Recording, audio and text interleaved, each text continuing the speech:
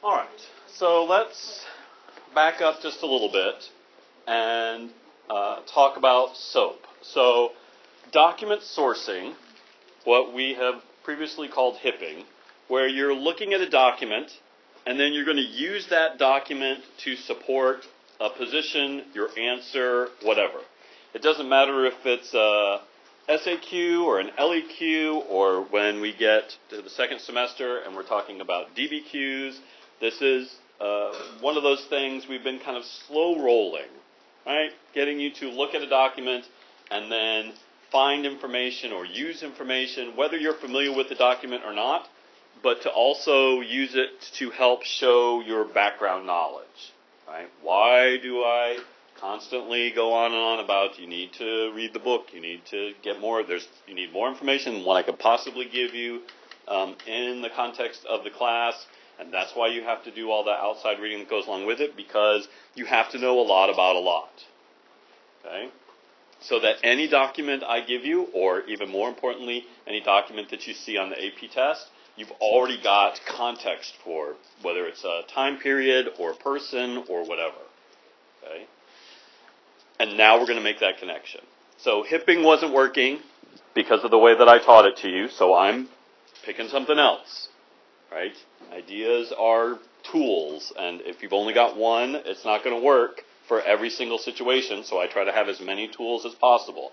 I don't say, oh, this is my hammer. I love my hammer.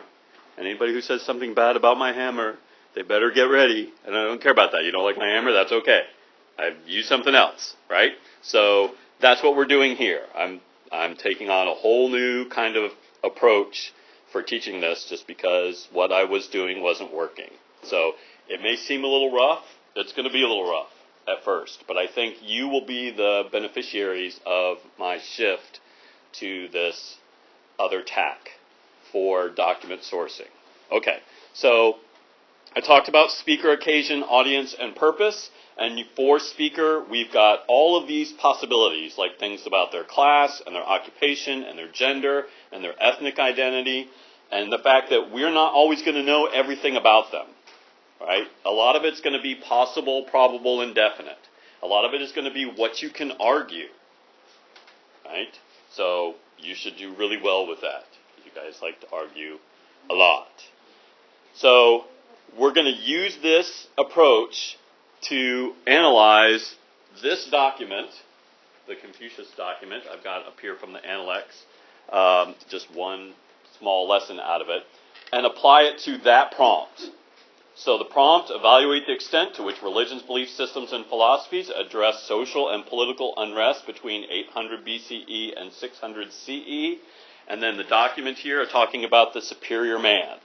So before you even get into the document itself, we want to source it, right? You want to know what you know, just given the context, and then you can get a little bit more into the details of having read it. So every time I give you a document, there's some attribution sentence that goes along with it. So here we have Confucius, a philosopher and teacher in China, from the Analects of Confucius, a lesson to his students, 5th century BCE. Okay?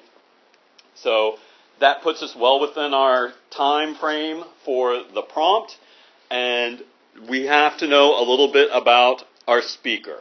So just going through Cornpeg, what do we know about Confucius, right? What do we know about him already before you even look at the document? Dagger, we're taking notes over nonfiction text approach, similar to what or identical to what we're doing in AP World, so just notes for right now. Okay? Yes, ma'am. Say again. What you call Dagger? Yeah. Long story. It It does not involve me.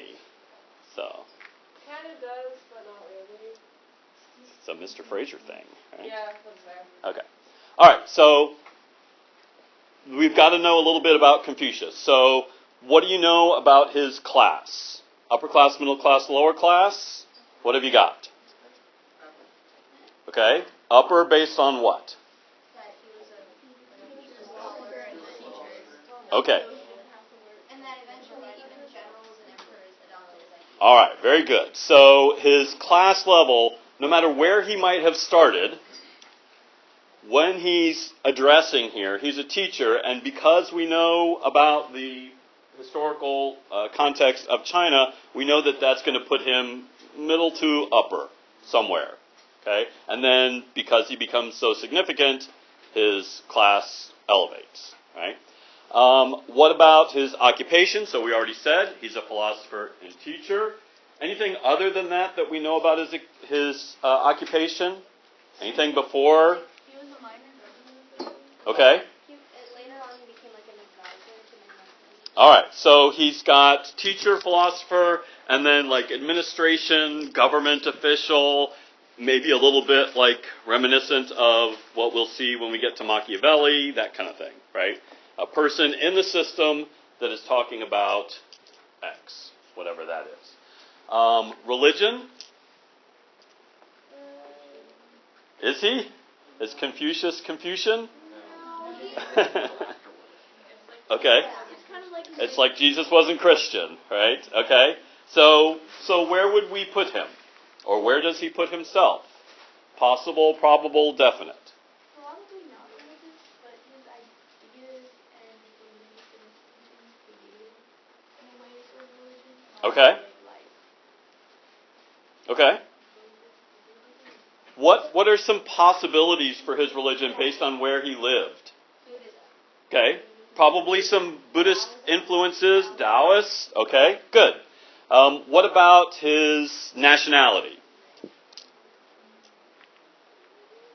Yeah, he's Chinese. All right, let's not overthink this. What about his political position? He thought that due to like filial piety, that the emperor should have been like the father, and the president should have been like the son, and that there should be balance between the two. Okay. So he believed in like political unity and like political harmony. So definitely pro-emperor, Yeah. but pro-good emperor. Yeah. So moderate. A responsible emperor. Good. Okay. Ethnic identity. I don't think we have anything to really add to that above what we talked about his nationality. And gender. Okay, way too long of a pause there. All right. Yes, don't overthink it. Good. All right. So, that speaker, what is the occasion of the document? And in this case, we're talking about the Analects of Confucius. Everything that is included in the document itself. Big picture. All right. So all of the Analects of Confucius are based around lessons that he gave. So the occasion is teaching his students. Okay? You're getting this down because I'm walking you through it. Audience. The students, right? And anyone who reads it then subsequently becomes his student. So he's not really crafting this for any ulterior motive other than teaching his students. And then his purpose. So what is his purpose of this document? And at that point, and if we haven't done it before, now you need to read through the document. So if you haven't read it yet, I'll give you a minute or two. Read through the document. I don't remember if I've given you this one already before or not.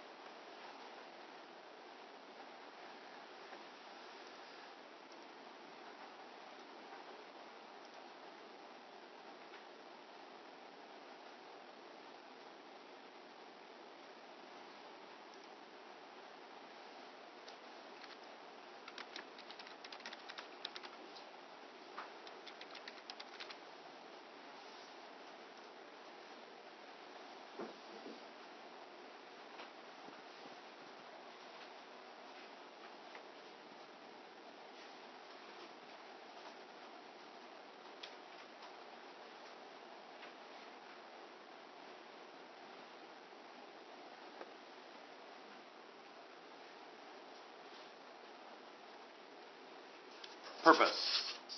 What's the purpose of this document? Yes, ma'am.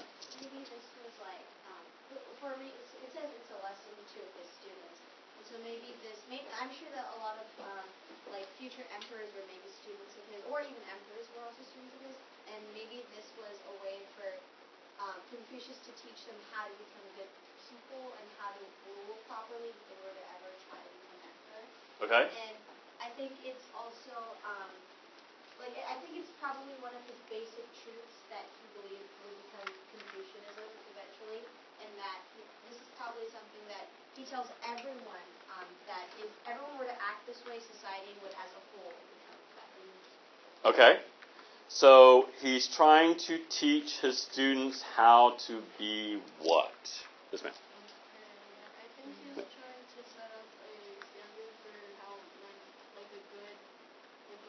like this is what a good man should be, and this is what a bad man should be. I think that's what he's trying to get across. Like that was like his whole point. Okay.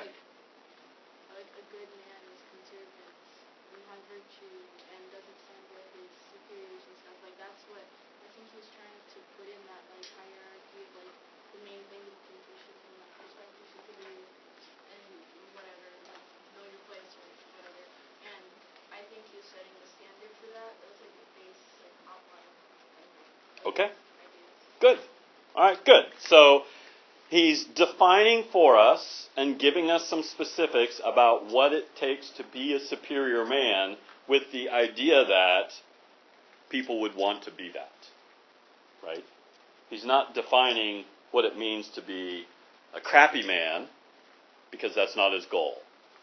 Right? He's trying to define, or he is defining for his students, what it takes to be a superior man. All right. So, when you are working with a document, moving forward, I want you to, unless I give you other directions, I want you to include a 2-sentence sourcing section. Okay, so right here, we're going to do 2 sentences. One of them is going to source the speaker and the occasion, and the other one is going to source the audience and the purpose. Okay? So this is my speaker and occasion sentence.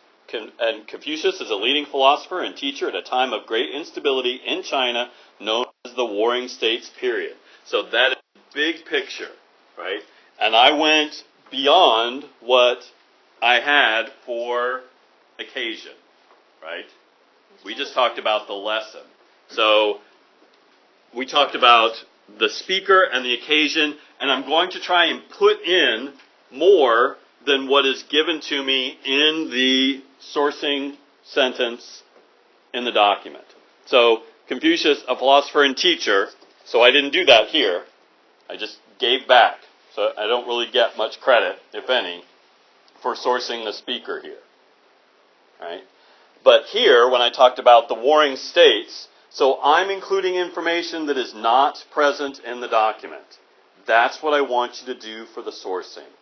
You are showing me that you know more than what is in the document. And that's where I kind of failed in getting you to do that when we were doing the other way. Okay? So then, the next sentence then is the audience and the purpose.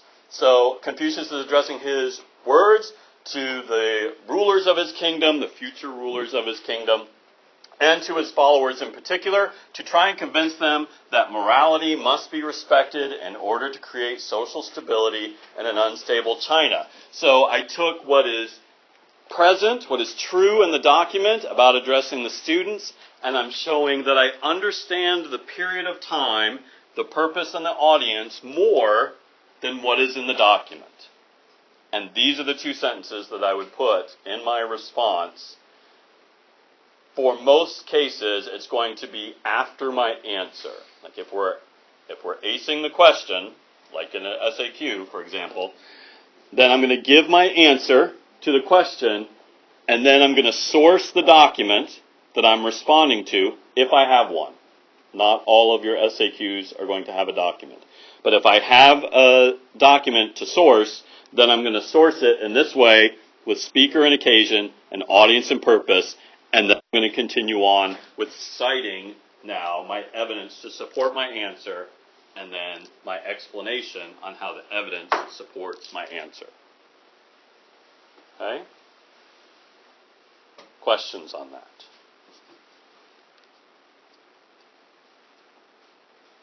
No? Good? All right. Let's find out.